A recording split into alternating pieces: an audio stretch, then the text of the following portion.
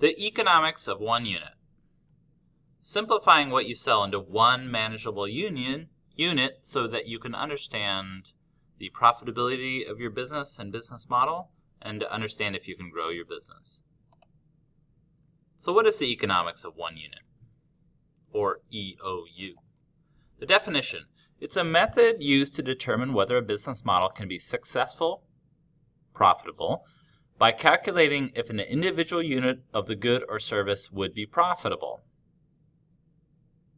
So you may say to yourself, what does that mean? I don't really understand it. Let's take a more detailed look at this.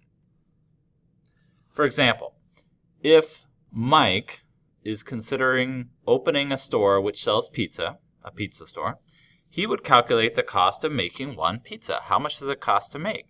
So he would add up all the ingredients, the toppings, how long it would take for the worker to make that pizza, and he may have to do a batch. He may have to, make 20 pizzas or however much it takes to buy a pizza and divide by 20. Whatever the process is, he'd find out how much does it cost to make one pizza and compare it to the price he would charge for that one pizza.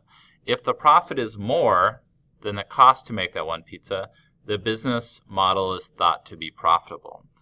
If it costs the worker and all the ingredients and everything it costs to make that one pizza is not as much as the selling price, then the business model is not profitable. So you're not including all the rent, marketing, advertising, insurance, all those costs into making the pizza. You're just talking about the specific costs to make that one pizza, both the cost of the ingredients and the cost of the worker.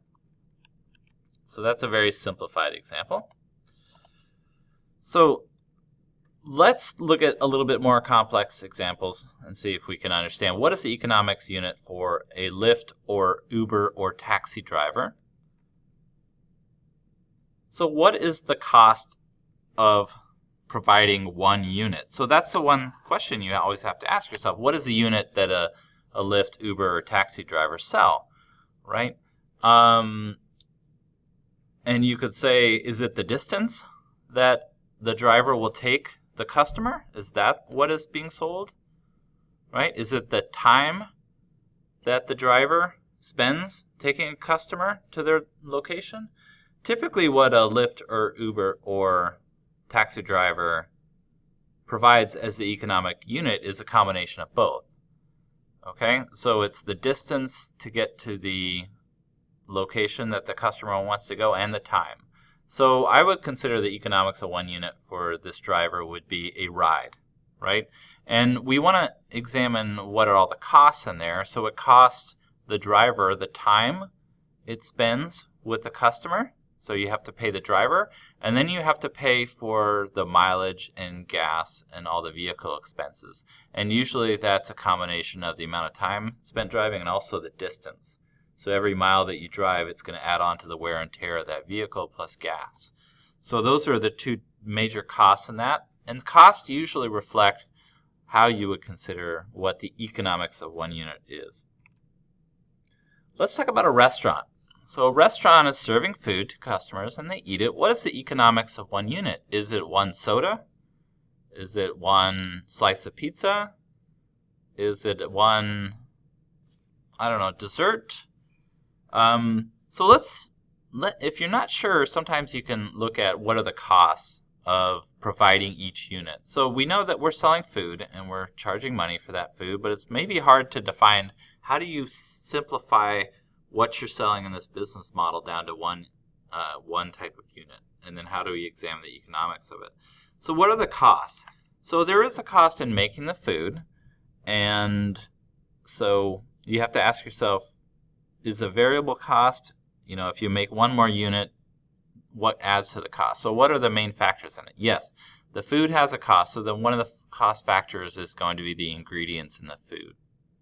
Okay, so that's going to be part of what the costs are. What are the other costs? Is there a worker providing that food?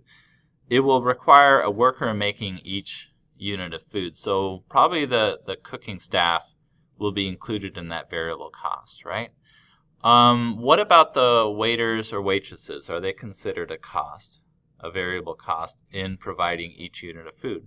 I would say yes, because oftentimes the amount of units that is sold per day will make the amount of waiters or waitresses, they'll flow with that same number. So if it's a really, really busy day, you're selling lots and lots of units, you'd have more wait staff. If it's a really slow day, you might have just one wait staff. So you could consider that the wait staff would be variable unit. Okay, and what is the customer buying? That's a tricky thing because customers buy different things, right? Some will just enter and buy a Coke, and some will just buy a full meal with beverages, and it'll be a very expensive meal. So I would consider, if I were to describe an economics unit for a restaurant, I would say it would be a meal.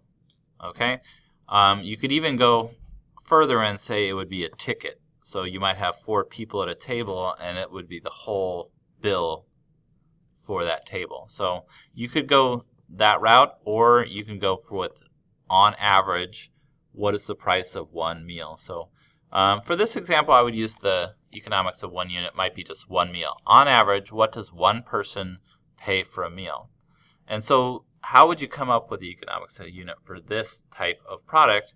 You might have to go through a day and find out how many people came in and how much did they spend total, and then divide it by those total number of people, and you would come up with the average revenue per person. And then you would have to go through and you would have to calculate all the costs for that day for all the ingredients that go into the food, and then you would average the cost of the workers to make that food, and then the average of the wait staff to make that food. Okay, so that would give you the economics of one unit would be a meal. Okay, when you're looking at the financials and taking it there. What about tax services? What about a strictly service-based business? If you're an accountant providing tax services, what is the economics of unit? So you could do tax returns for a set price, or you could file 1099s for a set price. But I would consider the economics of one unit of a tax services for an accountant. Typically, accounting is based on the amount of hours that the worker does. So the worker is the accountant. So I would say the economics of one unit for tax service is 1 hour of time. Okay, so whatever the cost is for that to provide, that would be the cost, and then whatever you would charge the customer would be the revenue, and that the economics of unit would be that. So you may say, well, what a tax return? What if an accountant does a tax return? That's okay. If a tax return on average takes 3 hours to complete for an accountant, then you would use the economics of one unit of just an hour to say this is the cost for my customers for filing a tax return, and this is the cost to do 1099s, and if you want additional hours on top of that, you would add additional units. So you always want to try to break it down into one unit so you can simplify the process of doing the financials for this modules activity. Okay, so whatever you're doing, simplify it into one unit to make it much easier selling. So remember, if you're doing a business model, your model should be a lean business model where you're only selling one unit to one specific customer, and it should be very simple for you to understand. If you're struggling with your economics of one unit, you might be trying to figure out you're doing two types of business models, and you're not making it easy on yourself. So go back to your business model and say, what is my lean business model? Am I running one business model, or am I running two? Right? And so you want to simplify it to the most simplest method. The idea is to make money off of each unit, and how much you sell the product or service for should be more than it costs you to produce that unit. So remember, go back to the equation, profit equals revenue minus cost. You're looking at the profit off of each unit you sell variably.